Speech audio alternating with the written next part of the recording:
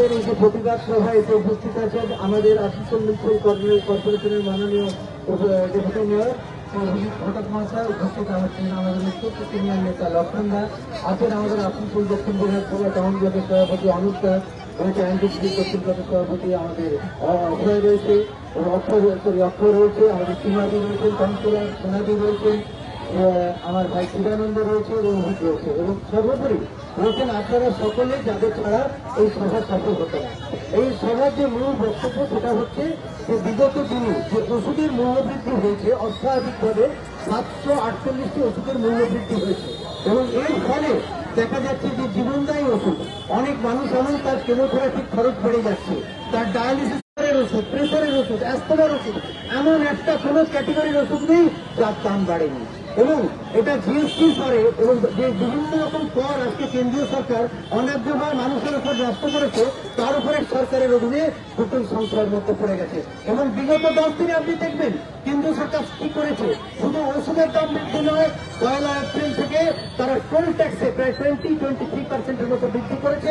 20% toll tax বৃদ্ধিতে হয়তো অনেকেই আমার দিদিরা বোনেরা বলতে পারেন বা ভাইরা বলতে পারেন যে এতে কি ক্ষতি হবে, কিন্তু এতে ক্ষতি হবে যে অতি আবশ্যক পণ্য এবং মানে সবজি থেকে শুরু করে খাদ্য সামগ্রী কোনো না কোনো ট্রাক বা লরিতে আসে, তাদের 20% এক্সট্রা টোল ট্যাক্স দিতে হচ্ছে, যার ফলে মুদ্রাস্ফীতি এবং খাদ্যের দাম এবং যাবতীয় জিনিসের দাম বৃদ্ধি হবে। এটা গেল একটা দিক। এবং এবছরের যে বাজেট, সেই বাজেটে আপনারা দেখতে পাবেন আমাদের শিশু কল্যাণ, নারী কল্যাণ ও শিশু সুরক্ষায় এতে খরচা করা হয়েছে সেই বাজেটের, আমাদের টোটাল বাজেটের মোটে 0.5%।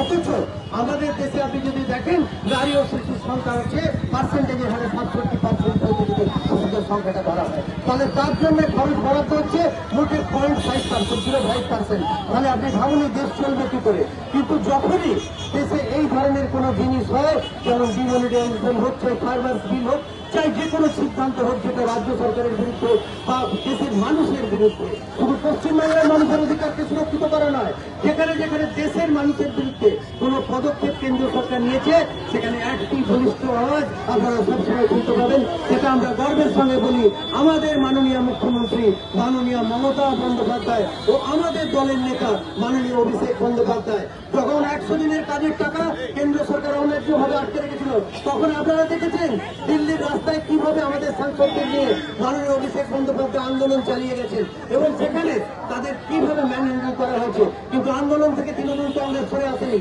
যখন আপনারা মনে করুন এই ধরনের ফার্মার্স বিল নেওয়া হয়েছিল, ফসলের ওপর বিভিন্ন রকমের সেচ লাগানো হয়েছিল, বিক্রির ওপর নিষেধাজ্ঞা লাগানো হয়েছিল, তখনও আমাদের বাংলা থেকে আমাদের মাননীয় মুখ্যমন্ত্রী সেদিনও আমার আপনার প্রত্যেকটি মানুষের জন্য, যে মেহনতি মানুষের জন্য যে আওয়াজ তোলার বিষয়টা সেটা তিনি করেছিলেন।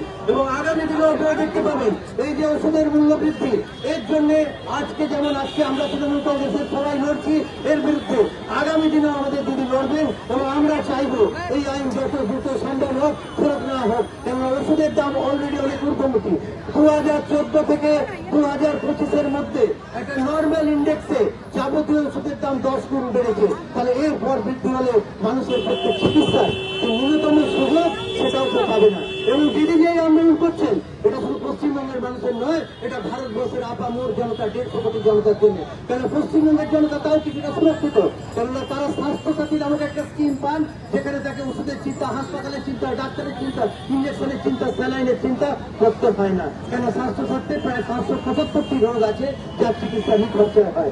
কিন্তু আজকে এই লড়াই আমার আপনার প্রত্যেকের লড়াই, এই লড়াই মানুষের লড়াই, এই লড়াই মেহনতি মানুষের লড়াই। এই লড়াইয়ে সামিল হন এবং আপনারা সর্বদাই আমাদের দিদি তৃণমূল কংগ্রেসকে আশীর্বাদ করে এসছেন, ভবিষ্যৎ দিনেও আপনারা এই লড়াইয়ে সামিল হন এবং আমাদের দিদিকে আশীর্বাদ করুন। কেন আজকে দেশে মুক্তির একটাই বিকল্প পথ, সেটা হচ্ছে জনগণের হাতে।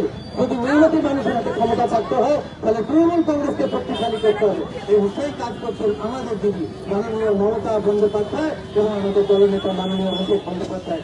আপনাদের সকলকে আমি ধন্যবাদ জানাই, কারণ এত গরমে আপনারা এসছেন এবং এই আন্দোলনে অংশ নিয়েছেন। ভবিষ্যৎ দিনে আপনারা বলতে পারবেন ইতিহাস সাক্ষী থাকবে যে আপনারা এই ধরনের একটা আন্দোলন করেছিলেন ফেরত স্থাপিত করে।